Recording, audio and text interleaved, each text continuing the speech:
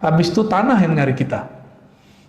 Oh benerlah kata Nabi dari hadis Imam Ahmad, hadis Imam Tirmizi, siapa yang himmahnya dunia,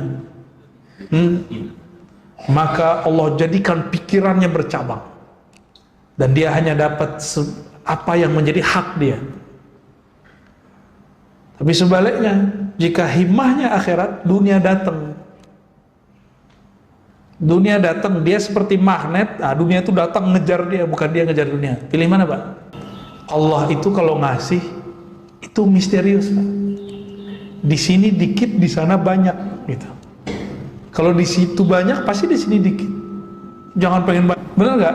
Malam aja ada siang, siang aja ada malam, gitu. Mataharinya terbit dan terbenam, masa rezeki kita maunya terbit terus nggak mau terbenam? Ya, nggak usah khawatir juga, terbenam kan nggak lama juga, ntar juga terbit lagi, begitu terus, biasa aja. Ya, jadi saya kalau nggak datang ke sini bukan masalah honor ya. Sallallahu ala Muhammad, sallallahu alaihi wasallam. Wahwa mu'min. Nah, ada satu syarat ketika kita beramal yang soleh, yaitu percaya kepada Allah Subhanahu wa ta'ala. Mu'min itu di kolbu, sedangkan amal itu pada badan. Berarti ada gabungan. Ini pembeda antara munafik dengan yang bukan munafik. Apa yang Allah berikan reward bagi orang ini? Falanuhyiyannahu hayatan thayyibah, dengan kehidupan yang thayyibah. Apa arti thayyibah? Baik, baik. Kan bahasa Indonesia emang standar sekali ya. Mohon maaf. Ini pakar bahasa Indonesia harus bisa membedakan ini. Ada halal yang thayyiban, ya kan? Halal yang thayyib. Ini hayatan thayyibah, hidup yang thayyibah. Baldatun thayyibah, negeri yang thayyibah. Nah, gimana? Kalimatun thayyibah, kata-kata yang thayyibah. Itu beda-beda semua artinya.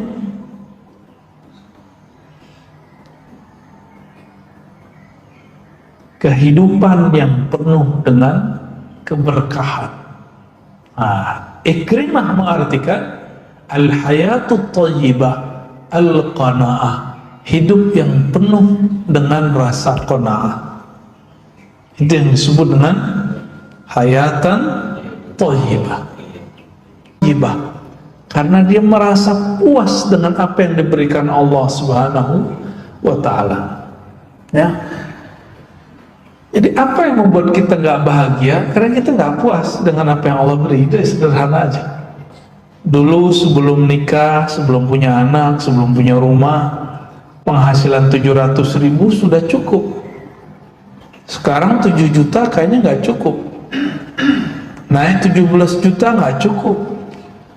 Coba kalau gaji saya 27 juta, udah nggak cukup juga. Nah, terus gimana dong? Ternyata gaya hidupnya. Gaya hidup itu lawan daripada qanaah, gaya hidup yang berlebihan. Ya, jadi qanaah itu adalah obat daripada lifestyle yang berlebihan. Anda lihat nih, yang awal saya udah tepar semua Pak. Ya. Salatu khairun minan naum. Oh, kasihan mereka ya. Udah khidmah. Wa fi qoulihi ta'ala la yarzuqannahumullahu rizqan hasana. Ya. Dalam surah Al-Hajj ayat 58, sungguh, ini sungguhnya 2 kali. La yarzuqanna, la sungguh, belakangnya ada nun, itu arti sungguh juga tuh. Sungguh gitu. Itu terjadi secara harfiah, tapi secara bahasa rohani, nun itu ada satu makna, yaitu nur. Ya, la yarzuqannahum rizqan hasana. Sungguh Allah akan melengkapi rizki mereka dengan cahaya. Itu secara ilmu huruf ya. Nur. Cahaya apa? Cahaya rizqan hasana, rizki yang baik. Hasan ini kalau wajah jadi rupa yang bagus, kalau punya rumah kelihatan enak dilihat, punya mobil enak dilihat, punya baju enak dipakai, makan pun nikmat disantap, itu disebut dengan rizqan hasana. Gimana Pak? Udah enak belum makannya? Enak ya?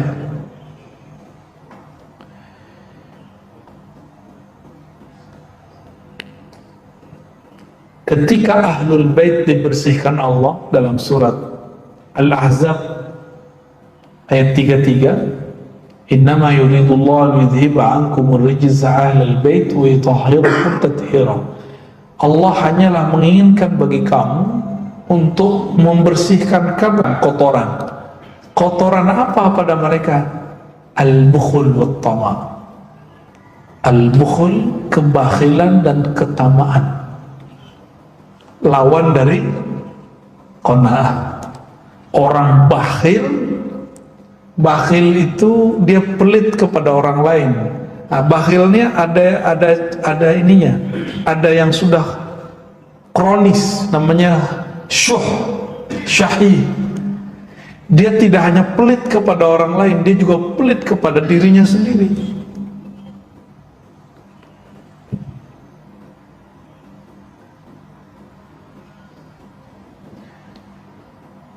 Wa yutahhirukum tathira.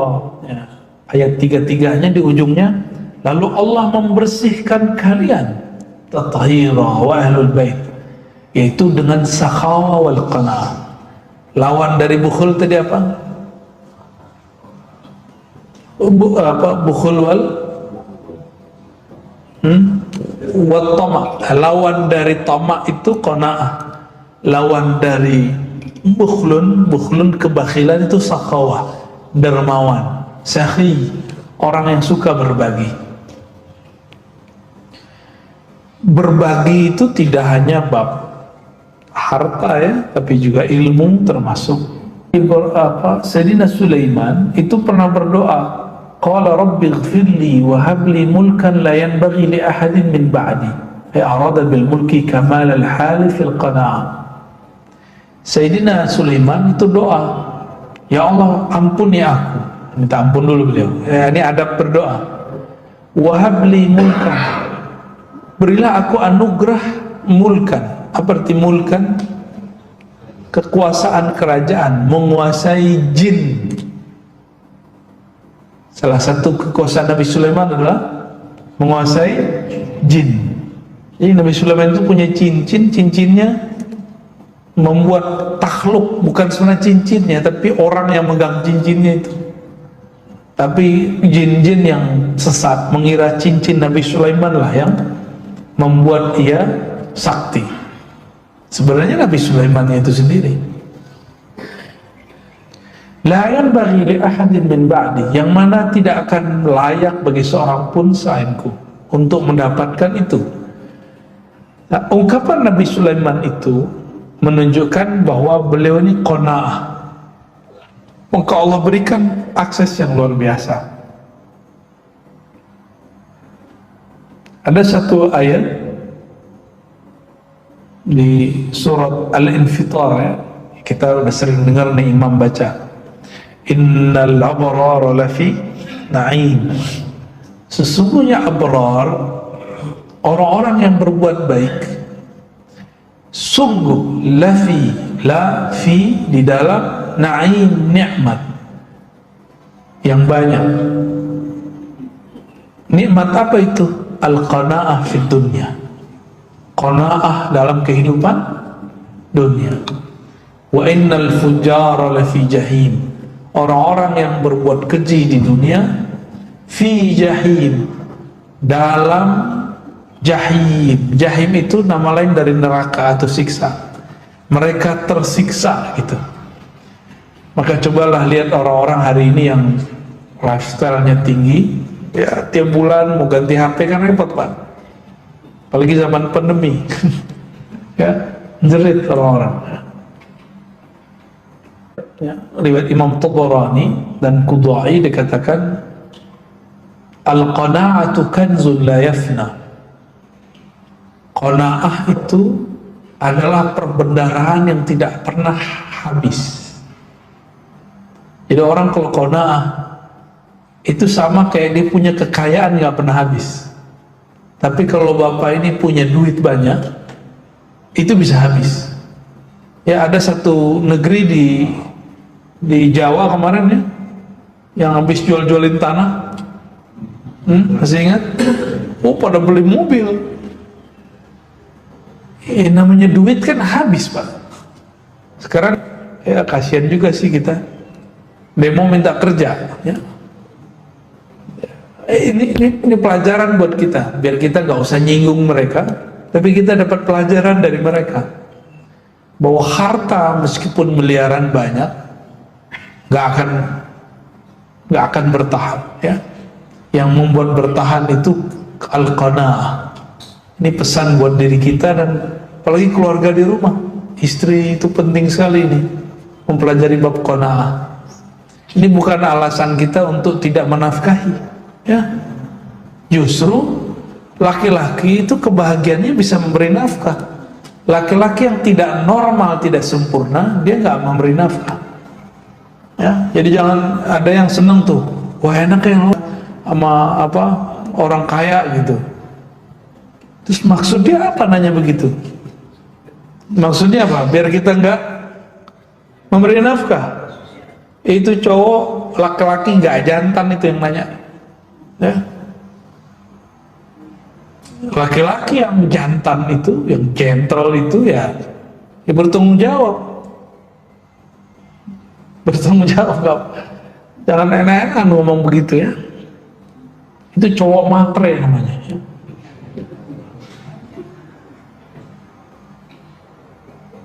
Harga diri. Waqala Nabi sallallahu alaihi wasallam,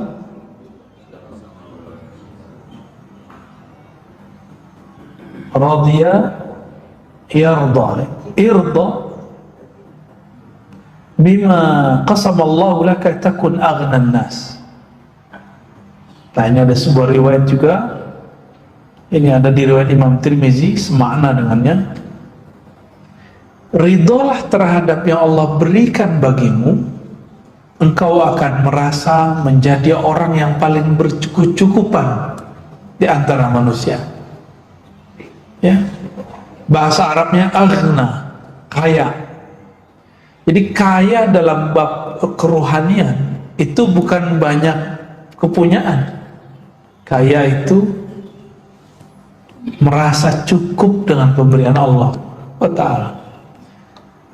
Namanya dunia, apa aja nggak ada puasnya, benar nggak? Nggak ada puasnya, Pak. Emang begitulah dunia, ya. Wafiz Zabur, nah, dalam kitab Zabur yang ditulis dalam bahasa Arab, jadi Zabur lama ini, Mazmur kalau orang sekarang nyebutnya, Al-Qani' ghaniyun wa in kana jayan. Orang yang qanaah itu kaya meskipun dia sedang lapar, disebut dia kaya, ya. Kalau dibalik gimana? Orang yang tidak qanaah itu miskin meskipun dia kenyang, ya. Dia miskin meskipun dia punya rumah, punya kendaraan yang bagus, dia ngerasa nggak cukup. Kayaknya rumah ada aja yang kurang. Udah punya kendaraan, kayaknya kurang aja, ya. Maka enaknya hidup itu ya qanaah. Qanaah itu merasa cukup dan pasti Allah cukupkan, ya. Mau kan dicukupkan ketika kita butuh, kita perlukan apa dicukupkan, ya. Mau kan? Iya. Pas-pas, bukan pas-pas, sebab dikasih itu cukup namanya itu. Syuruk, ya. Ya. Ditahan aja syuruknya, Pak, ya. ngaji lebih afdal daripada sholat 2 rakaat. Ya, nggak percaya bapak meninggal. Ada orang yang tidak paham, gurunya masih mengajarkan 1, 2, 3 bab ilmu. Dia baru dapat hadis kemarin, hadisnya nggak tahu dia kalau kualitasnya tidak sampai derajat sahih, bahwa kalau terbit matahari maka sholat 2 rakaat sama dengan pahala haji umroh. Itu kan pahala. Lebih tinggi pahala atau ilmu? Ilmu. Lolos nih ya. Kayaknya ada yang mau sholat kayaknya. Gak apa-apa, saya gak ngelarang juga untuk mau sholat. Cuma aneh mau tanya, pilih emas atau batu? Ya, ada juga beberapa. Saya ketika keluar kota masih ada 1, 2. Kalau dulu kita di masjid-masjid besar di Bintaro masih begitu. Coba kalau semuanya berpikir begitu, kita ngomong sendiri Pak. Ya, dia nggak paham bahwa ada 1 bab di dalam hadis. Ibnu Majah meriwayatkan bahwa engkau belajar 1 baban minal ilmi itu afdal min 1000 rakaatin, lebih afdal daripada 1000 rakaat. Kenapa? Kalau ente sholat sendiri belum tentu khusyuk. Itu sifat Allah. Orang yang belajar 1 ilmu, dia sedang bersama Allah Subhanahu wa ta'ala, bersama yang ente sembah lagi sholat itu. Ya, kita 2 jam mengaji ilmu, 1 jam itu udah berapa lama kita bersama Allah itu. Di alam sana hitungannya banyak. Gitu. Dengerin 5 menit aja 1 hadis, dahsyat. Lebih afdal daripada 50 jam kita sholat. Nah, jadi ibadah itu jangan pakai nafsu. Ibadah itu pakai ilmu. Imam Ahmad kalau cerita ke putrinya, Tara akan datang guru saya kalau tahajud itu sepenuh malam, sepanjang malam. Kalau baca Quran sebanyak-banyaknya khatam. Kalau zikir nggak berhenti-berhenti. Ngineplah Imam Syafi'i di rumah Imam Ahmad. Diintip terus oleh putrinya. Kok malah tidur-tiduran, tidur miring lagi begini. Tapi karena lampu dimatikan, jadi Imam Syafi'i itu kalau ingin tafakur beliau matikan lampu. Kalau koneksinya sudah oke, beliau hidupkan, nanti nulis. Begitu terus.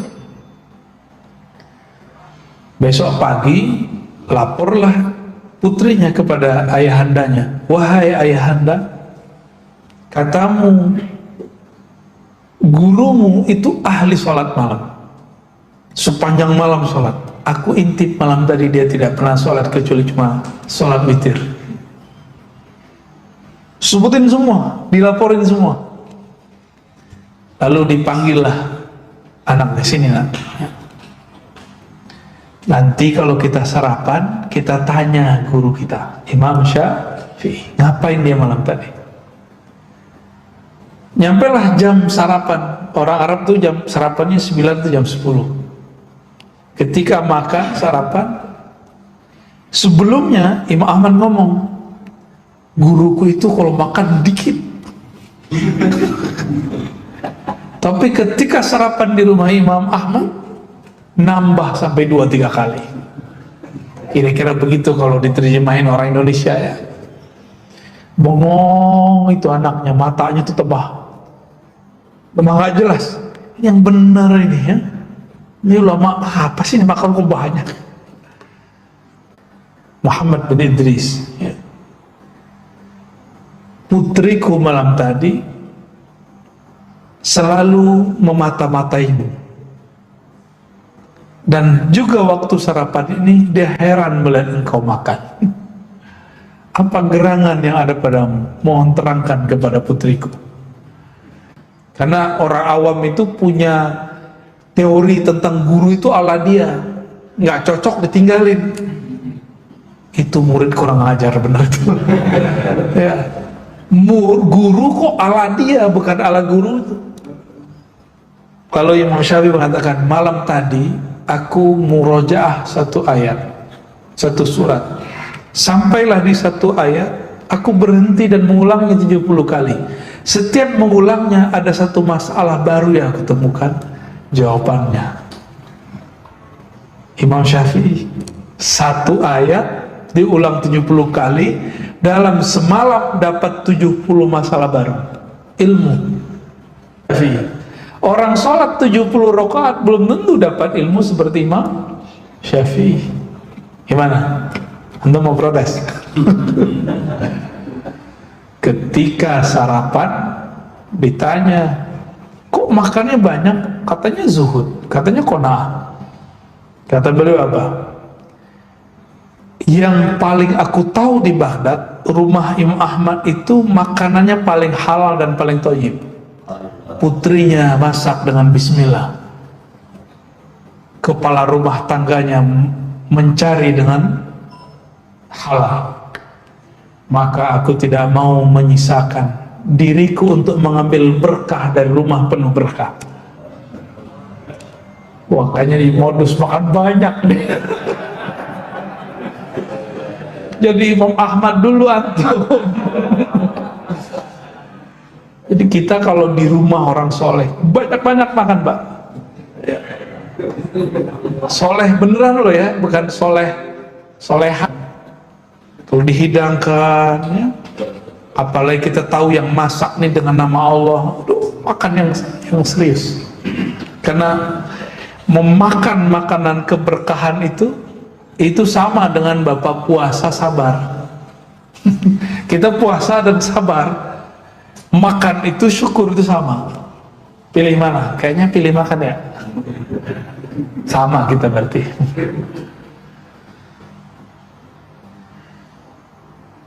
Nah, ini yang disebut saleh.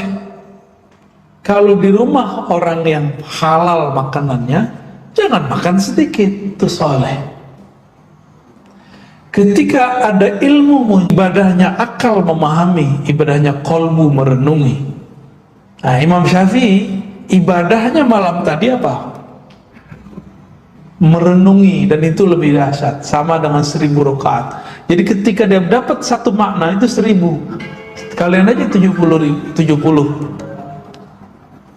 Berapa tuh jadinya? 70. Jadi sama beliau dengan sholat 70.000 rakaat itu. Ketika Imam Syafi'i pindah ke Makkah, ke Madinah, ke Mesir ya. Ini bukan hijrah yang pertengahan, ini hijrah yang terakhir. Berarti ke Mesir. Setelah 4 tahun beliau tinggal di Mekah, di Mesir ya, apa yang terjadi? Beliau sudah mau sekarat. Tiba-tiba putrinya nangis, mau ditinggal ayahandanya, takut ditinggal ayahnya. Siapa yang menjamin hidupnya di masa depan? Apa tanggapan Imam Syafi'i? Ya, wahai putriku, ini rumah aku sudah khatamkan 4000 kali Quran. Beliau baru tinggal di sana 4 tahun. Berarti setahun Bapak hitung aja sendiri, Pak, saya nggak ngerti gimana cara khatamnya itu. Itu matematika Imam Syafi'i itu. Karena beliau mengikuti mazhabnya Sayyidina Utsman, sehari bisa khatam 8 kali. Sayyidina Utsman sehari 8 kali. Saya belum bisa ngejar itu. Tapi saya punya santri, sudah ada yang bisa 10 kali sehari. Tapi nggak tahu cara dia baca. Cara bacanya itu bagi dia sudah 2 ayat. Bagi kita belum ya. Baik, Imam Syafi'i mengatakan apa tadi?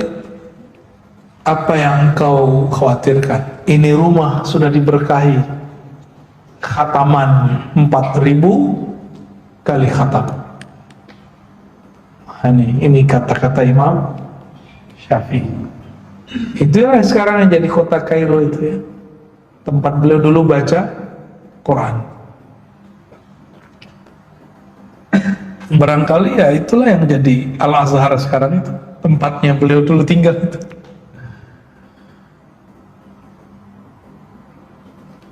Man kanat qana'atuhu saminah tabat lahu kullu marqa. Orang kalau qana'ah, makanan nggak enak jadi enak. Maka Rasulullah itu nggak pernah menghujat makanan. Nah, ini yang harus kita ajarkan ke anak-anak kita ya. Kalau kita nyantri sih dulu biasa Pak ya, tapi anak-anak sekarang nyantri ngeluh terus.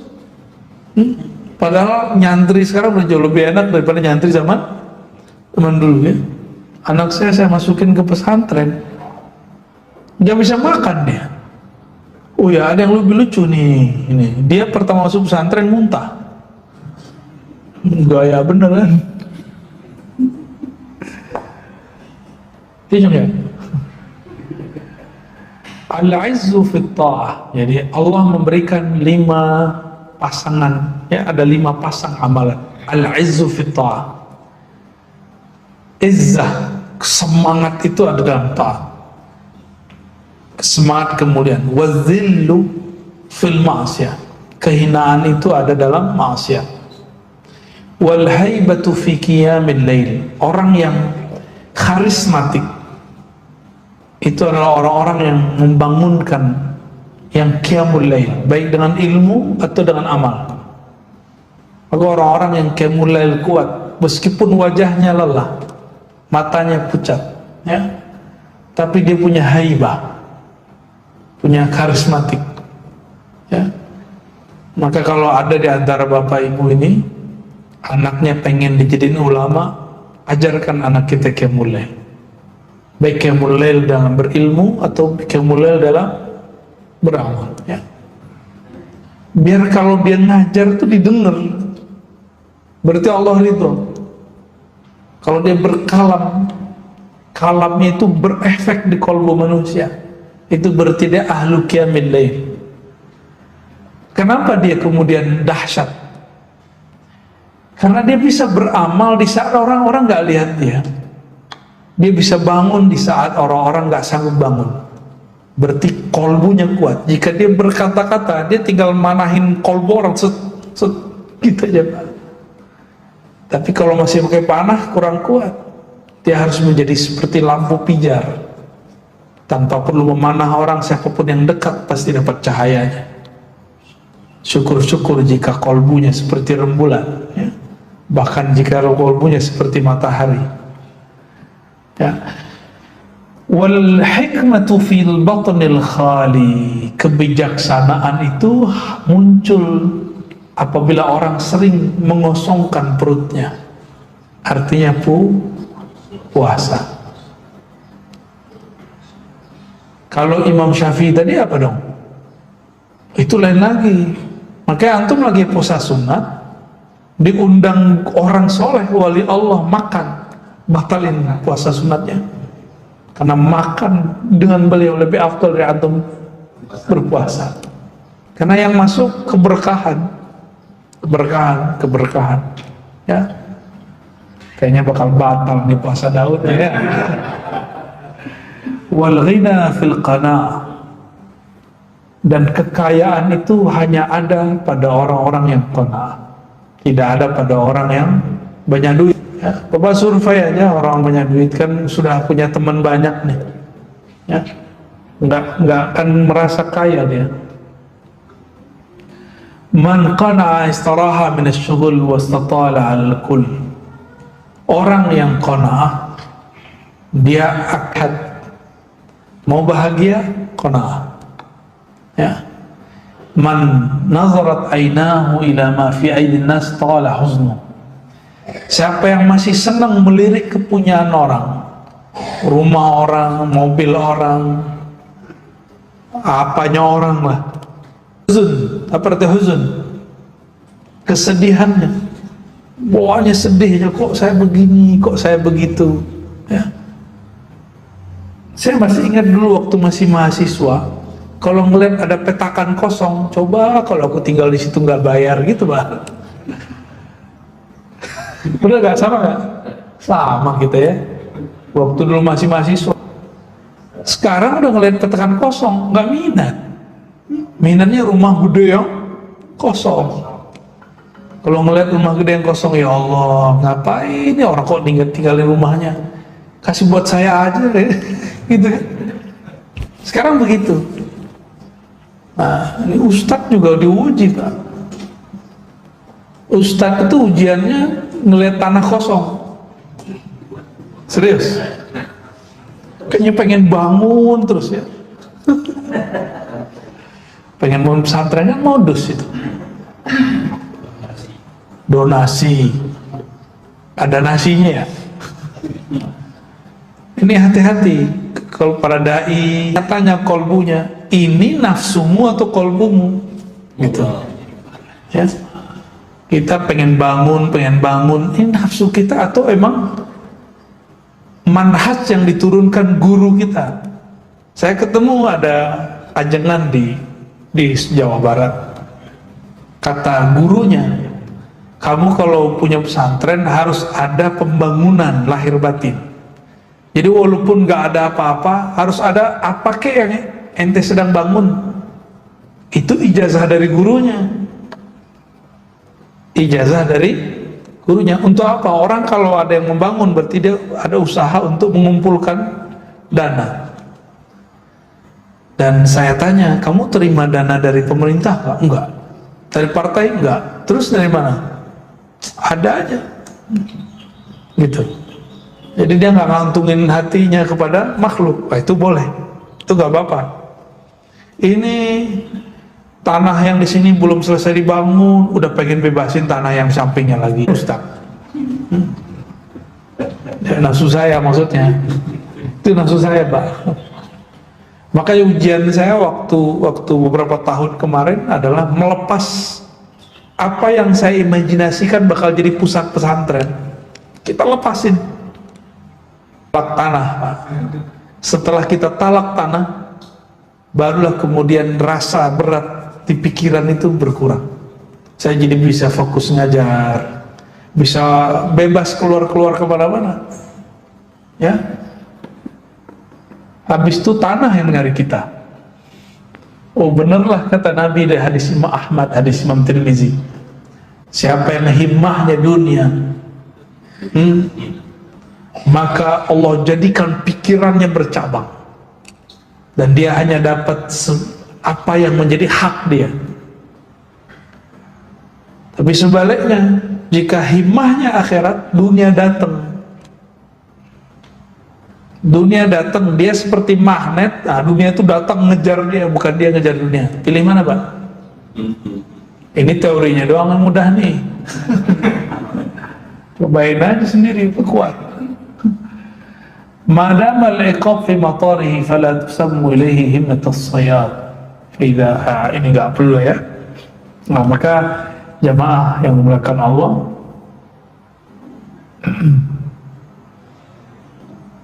qanaah itu sederhana, terima apa adanya, ridho dengan yang diberikan oleh Sang Maha Kekasih.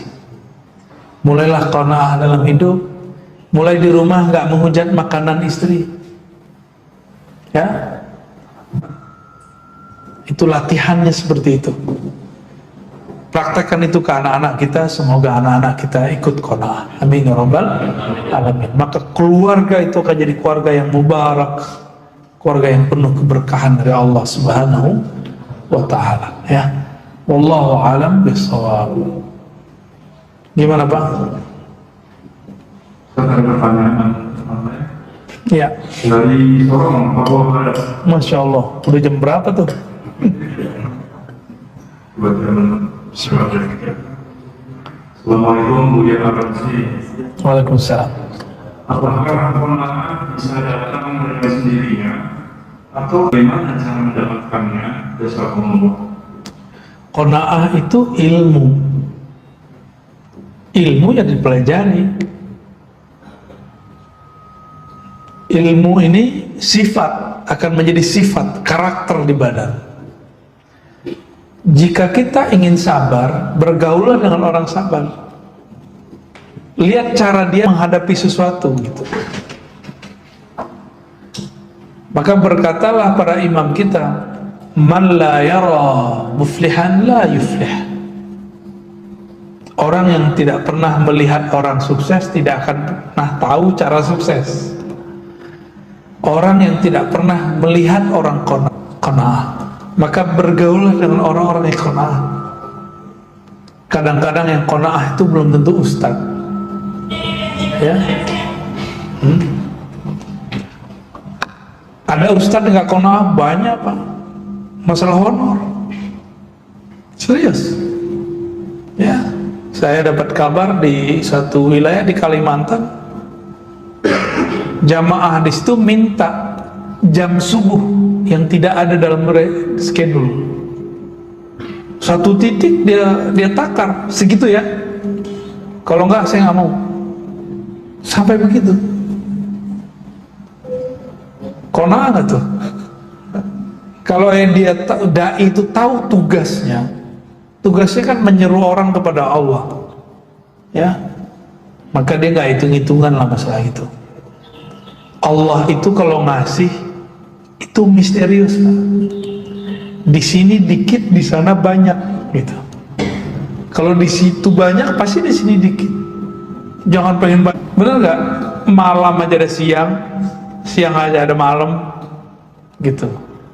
Mataharinya terbit dan terbenam, masa rezeki kita maunya terbit terus nggak mau terbenam? Ya, nggak usah khawatir juga, terbenam kan nggak lama juga, ntar juga terbit lagi, begitu terus, biasa aja, ya. Jadi saya kalau nggak datang ke sini bukan masalah honor ya, masalah harus. Antum jangan suzon tadi, itu karena tugas guru tadi. Nggak ada harusan, saya nggak ada pikiran dengan masalah itu. Bahkan saya nggak tahu menau itu, jarang. Kecuali bensinnya habis tengah jalan, dompet ketinggalan, baru buka amplop, baru ketahuan kasih ke segitu. Alih sakcinere ngasihnya segitu, baru ketahuan kadang ya. Jadi caranya berguru kepada orang yang qanaah. Berguru kepada orang. Maka kami itu dulu dilatih oleh guru-guru, nggak boleh makan daging, nggak boleh makan ayam, nggak boleh makan yang bernyawa lah. Belajar qanaah. Jadi kita kalau lihat terong, imajinasi, nikmat juga jadinya ya. Ntar lihat ada tempe, saya ganti. Ini adalah roti.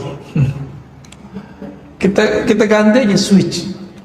Lagi pengen saya kan suka makan ikan-ikannya kecil-kecil itu, teri, tapi teri yang enak ya, bukan yang asin-asin. Dulu waktu kecil, lagi nggak dapet, udah buncis.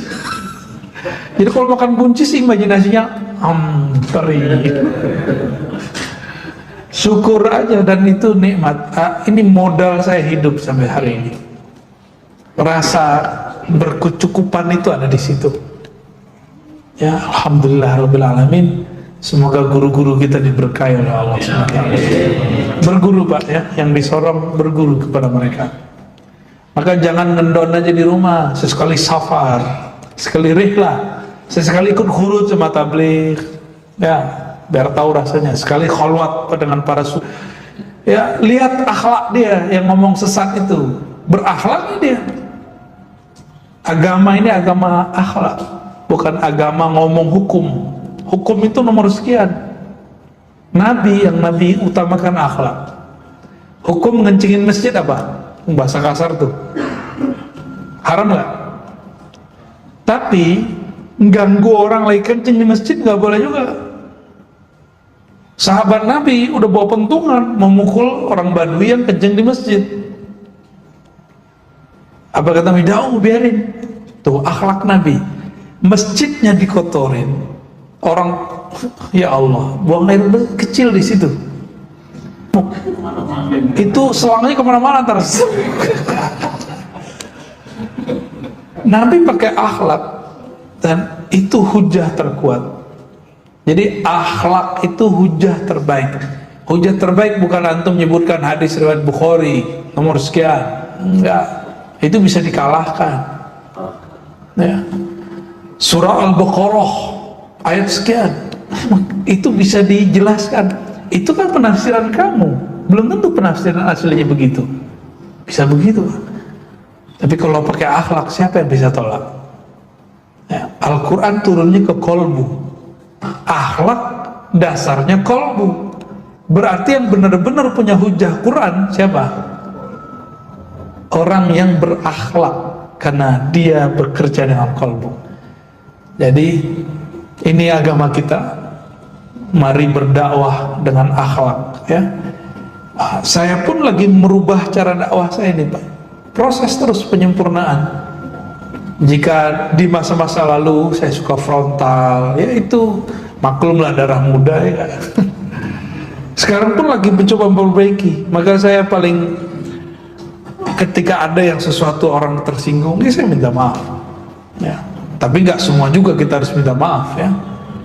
Memang kamu siapa harus dimintai maaf semua, ya kan?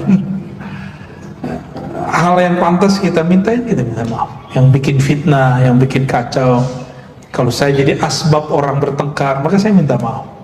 Kalau cuma beda paham, nggak perlu minta maaf. Sunnatullah kita harus berbeda, ya. Khalas, ada lagi? Satu lagi dan dari jamaah masjid di sini. Bagaimana kita bisa menerima Tuhan yang fitrah?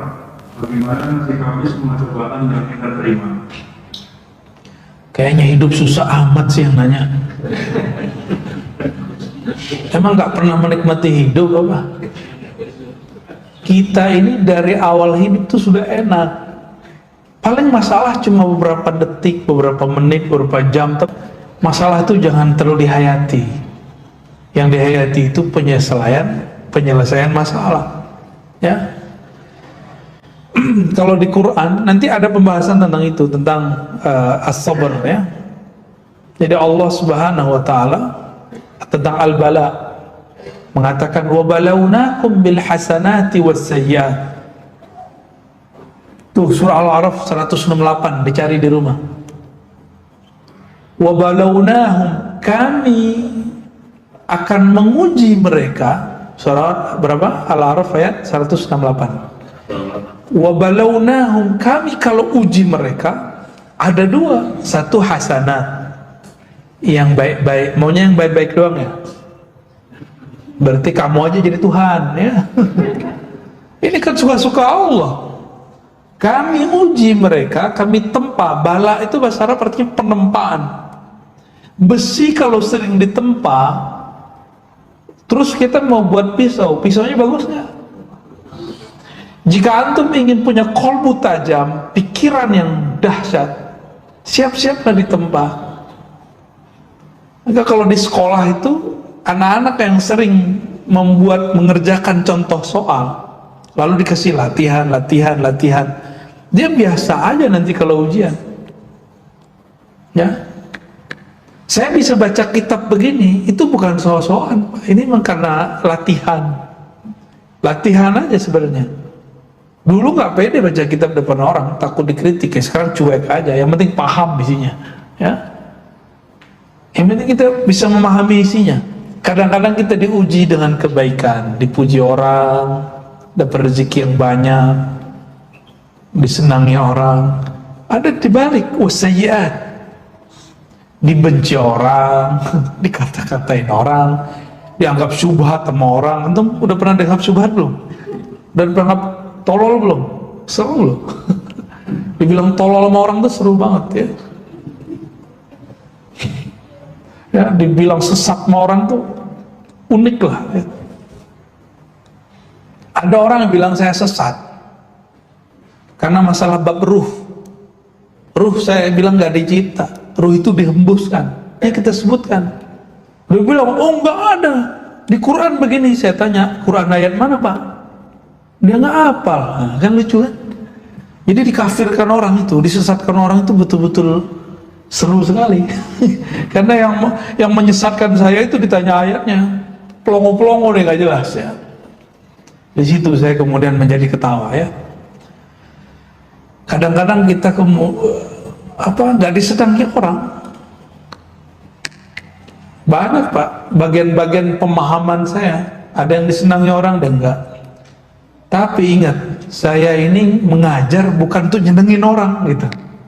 Saya ngajar itu menyampaikan amanah ilmiah yang saya tahu. Yang ini menurut saya halal, yang ini tidak halal.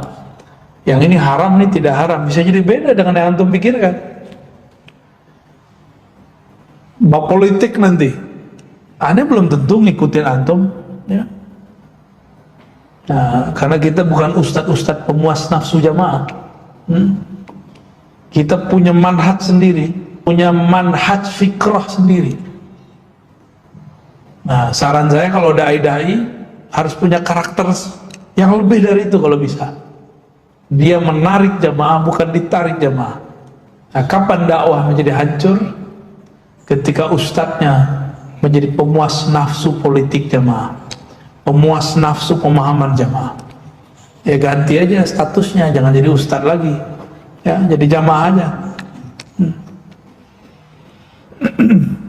Jadi ada dua ya, ujian itu ada dua, baik dan buruk, dan selalu begitu. Gak mungkin orang itu akan buruk selalu. Lalu kalau pertanyaannya ya, hanya Allah yang memfitrahkan kita.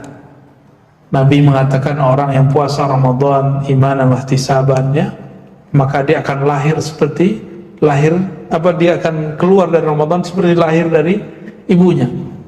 Itu Allah yang kerja, bukan kita yang kerja. Tugas kita cuma kunu ibadallah, jadilah hamba-hamba Allah. Maka saya ta'lim saya tidak pernah menuntut orang suci. Nggak pernah. Yang kita tuntut orang tobat, suci nggak mungkin Bapak suci. Saya aja nggak ada. Ini sekarang bener nih, pulang coba buka YouTube, nonton, matanya udah kotor lagi, ya. Bener nggak? Sekarang nih udah bener nih. Oke, nyampe di jalan, bukan kita yang ingin melihat maksiat Pak, maksiat yang datang. Terus mau disalahin siapa? Ya. Jadi saya nggak percaya kalau ada orang bisa menjadi suci, nggak percaya. Kecuali hanya orang yang disucikan Allah. Maka ayatnya yuwayutahhirakum tathira, hanya Allah yang mensucikan. Kita tidak akan pernah bisa mensucikan diri sendiri. Ini kemarin nih Bapak cek, ingat-ingat seharian pernah kan makan minum nggak menyebut nama Allah?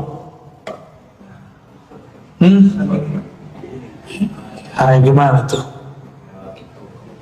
Itu ilmu hakikat haram loh Pak. Dalam ilmu fikih makruh, dalam ilmu hakikat itu haram. Tuh, mau suci atau nggak bisa. Maka kita hanya bisa kemudian datang dengan taubat. Ya Allah, aku tidak sanggup mutlak jadi orang yang taat.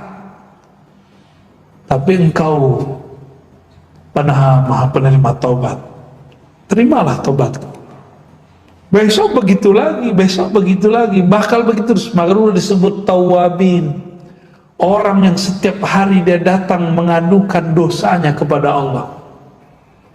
Beda dengan al-ais, ya, al-ais min rahmatillah, orang-orang yang putus asa dari rahmat Allah.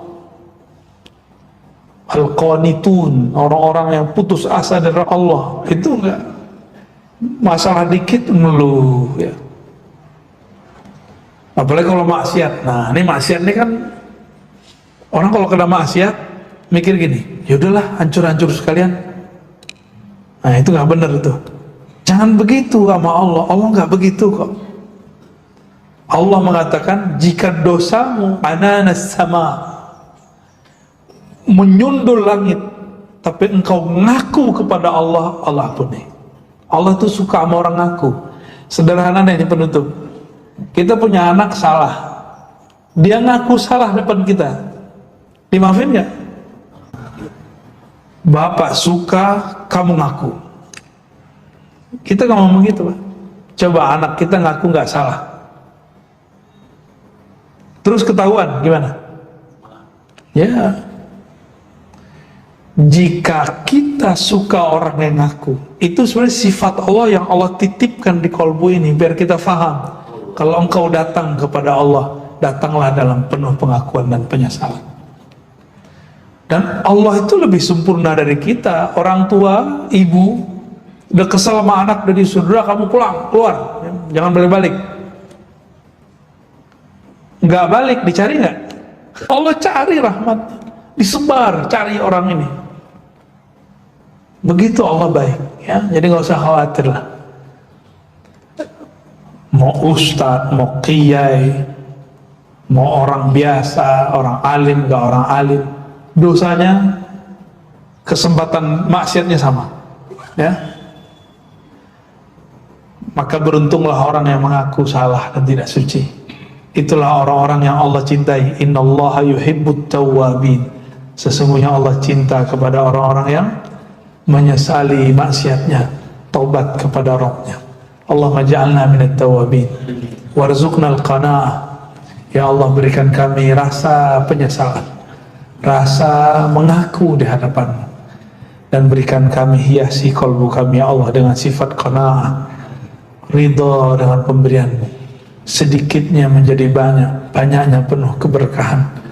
Warhamna warham walidina. Ya Allah, rahmati kami, rahmati guru-guru kami, rahmati orang tua kami, rahmati siapapun yang hadir pada manapun mereka di belahan bumi, maafkan mereka. Allah mastur auratina wa iyyahu. Ya Allah, tutup aib kami dan aib mereka di sisi Engkau ya Allah. Jangan hanya di sisi makhluk-Mu ya Allah, karena Engkau maha mengetahui semua aib kami ya Allah. Jika Engkau telah menutup aib kami, tentu tertutup juga dari manusia ya Allah. Allahumma zayyinna bijamalika wa jalalik. Ya Allah, hiasilah diri kami dengan keindahan sifat-sifat, dengan keindahan nama-Nama-Mu ya Rabb. Waffiqna wa ahlana wa zuriyatina li ta'atik. Ya Allah, beri hidayah kami, anak keturunan kami, pasangan-pasangan taat kepada Engkau, untuk mengenal Engkau sampai kami wafat. Rabbana atina fid dunya hasanah wa fil akhirati hasanah wa qina adzabannar. Sallallahu ala sayyidina Muhammad. Alhamdulillah rabbil alamin. Mohon izin karena masih pakai masker kan, jadi kita nggak usah salaman ya. Assalamualaikum warahmatullahi wabarakatuh. Silakan salat sunat. Sudah waktu duha.